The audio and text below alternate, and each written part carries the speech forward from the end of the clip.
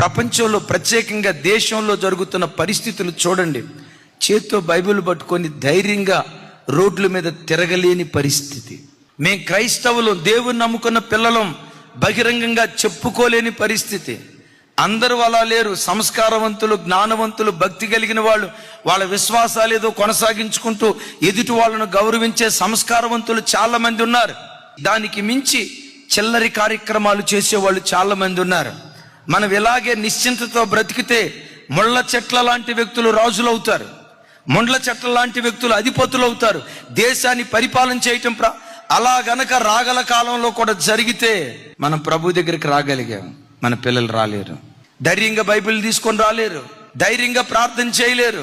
Bible తీసుకొని వస్తా ఉంటే ఒక శత్రువును చూసినట్లుగా చూసే గడ్డు దినాల్లో బ్రతుకుతున్నాం. మీకు తెలుసో తెలియదు, ఛత్తీస్గఢ్ ప్రాంతానికి 2 నన్స్ వచ్చారు. ఆ ఛత్తీస్గఢ్ ప్రాంతంలో యేసు ప్రభు నమ్ముకున్న ట్రైబ్స్ కొంతమంది ఉన్నారు. మిషనరీస్ సంబంధించిన హాస్పిటల్లో పనిచేయటానికి ఒక 2 బిడ్డలను, యవన బిడ్డలను, వారు యోగ్యులైతే వాళ్ళని అందులో జాయిన్ చేద్దామని వీళ్ళు అడిగిన దాన్ని బట్టి నన్స్ ఇక్కడికి వచ్చారు. ఎవరి దగ్గరకు వచ్చారు? మతాన్ని ప్రచారం చేయటానికి కాదు, లేకపోతే మతాన్ని మార్చడానికి కాదు. యేసు ప్రభు నమ్ముకున్న బిడ్డల ఆడపిల్లలో వాళ్ళకు ఉద్యోగం లేదు, ఉద్యోగం కల్పించమంటే ఉద్యోగం తీసుకొని వెళ్దామని చెప్పి నన్స్ ఇక్కడికి వచ్చి ట్రైన్లో ఎక్కించుకున్నారు. వీళ్ళు ఇక్కడ పండుకొని ఉంటే ఆడపిల్లలు, నన్స్ అక్కడెక్కడో పండుకున్నారు. టికెట్ కలెక్టర్ వచ్చాడు. ఏది టికెట్? లోపట ఉన్నారు, మా సిస్టర్స్ ఉన్నారు, వాళ్ళ దగ్గర ఉన్నాయి. సిస్టర్స్ అంటే ఎవరు? అది నన్స్. ఈ టికెట్ కలెక్టర్ ఆల్రెడీ మతోన్మాదట. నెక్స్ట్ స్టేషన్కి ట్రైన్ రాబోయే లోపే ఎవరెవరికి ఫోన్ చేయాలో వాళ్ళందరికీ ఫోన్ చేశాడు. వాళ్ళు అక్కడ ట్రైన్లోకి రానే వచ్చారు.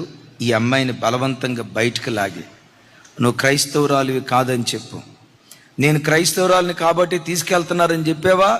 అదిగో మీ అన్న ట్రైన్లోనే ఉన్నాడు అన్నారు కదా, మీ అన్నను చంపేస్తా. ఆ అమ్మాయి చేత టీవీ మీడియాకి బలవంతంగా నన్ను మత మార్పిడి చేసి బలవంతంగా తీసుకెళ్తున్నారని బలవంతంగా చెప్పించారు. మీకెట్లా తెలుసారు ఆ సంగతి అని అంటారా?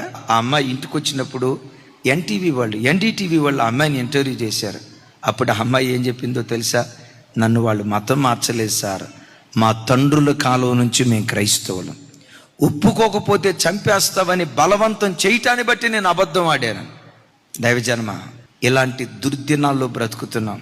నాకేం ఉద్యోగం చేసుకుంటున్నాను అని అనుకుంటున్నావా? నేను బాగానే ఉన్నాను అని అనుకుంటున్నావా? ఆ రోజు అక్కడ జరిగింది రేపు ఎక్కడ కూడా జరుగుతుంది. నిశ్చింతగా ఉండే దినాలు కాదు. ఈ ముండ్ల చెట్ల లాంటి వ్యక్తులు లేవకుండా సుఖాసక్తిని విడిచి సంఘం రోధిస్తూ ప్రార్థన చేయాలి.